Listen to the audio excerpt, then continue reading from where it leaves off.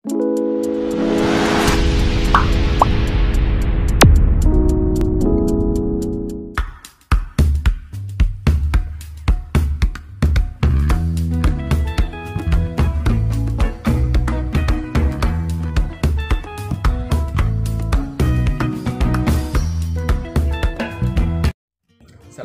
warahmatullahi wabarakatuh. Saya di sini dari kelompok 2 akan mempresentasikan tentang lingkungan bisnis eksternal. Lingkungan bisnis eksternal adalah semua faktor atau pihak-pihak atau variabel dinamis yang berada di luar bisnis atau perusahaan. Perusahaan yang didirikan di masyarakat merupakan subsistem masyarakat yang sudah tentu dituntut untuk berperilaku harmoni dengan semua unsur-unsur di dalam masyarakat. Yang kedua, komponen lingkungan bisnis eksternal. Komponen lingkungan bisnis eksternal dibagi menjadi dua, yaitu lingkungan mikro dan lingkungan makro. Lingkungan mikro adalah lingkungan langsung bisnis yang mempengaruhi kinerjanya karena memiliki pengaruh langsung pada operasi bisnis reguler perusahaan. Lingkungan makro adalah lingkungan jarak jauh yang mempengaruhi bisnis secara keseluruhan. Faktor mikro, yang pertama pelanggan, yaitu kelompok sasaran bisnis. Yang kedua, pesaing, yaitu pelaku pasar lain yang menargetkan kelompok sasaran serupa dan memberikan penawaran serupa. Yang ketiga, media, saluran yang digunakan bisnis dan memasarkan penawarannya kepada pelanggan. Yang keempat, pemasok, yaitu semua pihak yang menyediakan sumber daya yang dibutuhkan bisnis untuk menjalankan operasinya. Yang kelima, perantara, pihak-pihak yang terlibat dalam memberikan penawaran kepada pelanggan akhir. Yang keenam, entitas eksternal yang menjalankan bisnis dengan organisasi dan memenuhi kebutuhan pelanggan. Yang ketujuh, publik, yaitu grup yang mempengaruhi kemampuannya untuk melayani pelanggannya. Saya akan melanjutkan presentasi dari rekan kelompok saya atas nama Reza Ade Firmansyah. Berikut adalah faktor lingkungan makro. Yang pertama adalah faktor ekonomi. Dalam faktor ekonomi, informasi yang diperlukan adalah yang berhubungan dengan kecenderungan-kecenderungan dalam pendapatan nasional, inflasi, tingkat pengangguran, gaji dan upah, devaluasi tingkat pendapatan dari masyarakat tersebut. Yang kedua adalah faktor sosial. Faktor sosial yang mempengaruhi suatu perusahaan yang mencakup keyakinan, nilai, sikap, opini yang berkembang, dan gaya hidup orang-orang di lingkungan tempat perusahaan beroperasi. Yang ketiga adalah faktor teknologi. Hal yang perlu dicari dalam bidang teknologi merupakan informasi tentang biaya yang disediakan pemerintah dan kalangan bisnis untuk keperluan penelitian dan pengembangan. Yang keempat adalah faktor politik dan hukum. Organisasi-organisasi dituntut untuk tetap terbuka dalam memberikan pelayanan kepada masyarakat, harus tunduk kepada hukum, peraturan dan petunjuk yang diberikan oleh pejabat yang berwenang. Yang kelima adalah faktor demografi. Faktor demografi diantaranya ukuran populasi, struktur umum, distribusi geografis, pencampuran etnis, dan distribusi pendapatan. Faktor-faktor lingkungan eksternal dibagi menjadi dua, yaitu lingkungan umum dan lingkungan industri. Lingkungan umum adalah lingkungan dalam lingkungan eksternal organisasi yang menyusun faktor-faktor yang memiliki ruang lingkup luas yang pada dasarnya pada luar dan terlepas dari operasi perusahaan. Yang kedua adalah lingkungan industri.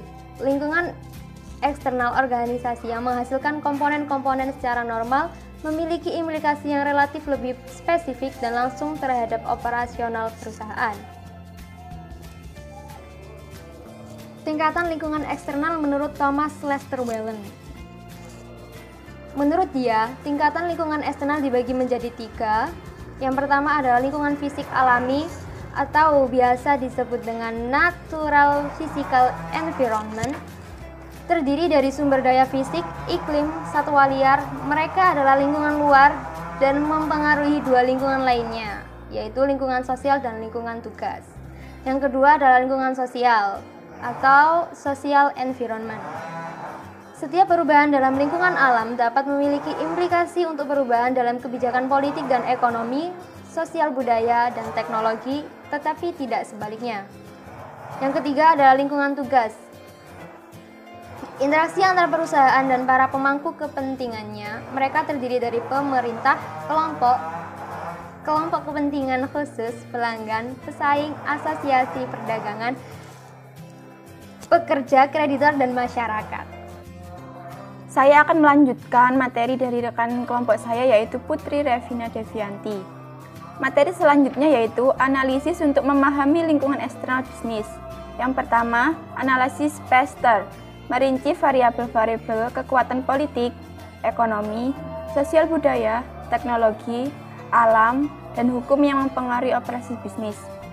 Yang kedua yaitu siklus industri. Siklus yang terdiri dari fase pengenalan, pertumbuhan, dan penurunan yang setiap tahapnya memiliki implikasi yang berbeda untuk pertumbuhan, penjualan, pemasaran, dan persaingan. Yang ketiga yaitu Vice Force oleh Porter. Porter merinci 5 kekuatan yang mempengaruhi keuntungan sebagai berikut. Daya tawar pembeli, daya tawar pemasok, ancaman substitusi, ancaman pendatang, persaingan perusahaan dalam industri. Yang keempat yaitu analisis pemangku kepentingan. Analisis ini sangat penting untuk menjawab kepentingan siapa yang harus dipertimbangkan ketika mengembangkan atau menerapkan suatu strategi. Yang kelima yaitu kelompok strategis, untuk membantu mengidentifikasi siapa yang merupakan pesaing paling langsung. Yang keenam yaitu faktor kunci keberhasilan. Faktor ini menentukan apa yang harus dilakukan oleh perusahaan dan bagaimana melakukan dengan baik. Selanjutnya yaitu 3 strategi menghadapi lingkungan bisnis. Yang pertama, mempengaruhi lingkungan langsung, misalnya melobi. Pemerintah menggunakan iklan dan promosi untuk mengubah perilaku konsumen. Yang kedua, memonitor lingkungan secara tidak langsung, misal mengamati perubahan variabel demografis, sosial, dan ekonomi. Yang ketiga, menyesuaikan diri terhadap lingkungan, misalnya mengubah desain organisasi agar sesuai dengan lingkungannya. Yang keempat yaitu contoh analisis lingkungan bisnis eksternal. Produk piring, plastik, keramik, stainless sudah ada lebih dulu di pasaran. Perusahaan ini menawarkan produk alami dari kayu kelapa yang memiliki serat menarik. Sebagai perusahaan yang pertama kali mendorong pasar, menentukan harga adalah kunci utama. Analisis lingkungan bisnis mengatakan, harga yang terlalu tinggi dapat memicu tumbuhnya kompetitor atau pesaing, sedangkan harga yang terlalu rendah tidak dapat untung. Perusahaan atau bisnis yang baik harus dapat menyesuaikan dengan keadaan dan kondisi pasar, serta mengikuti perkembangan zaman. Demikian hasil presentasi dari kelompok kami. Jika ada salah kata, kami mohon maaf. Jika ada yang kurang jelas dari materi ini, bisa ditanyakan di kolom komentar. Terima kasih. Wassalamualaikum warahmatullahi wabarakatuh.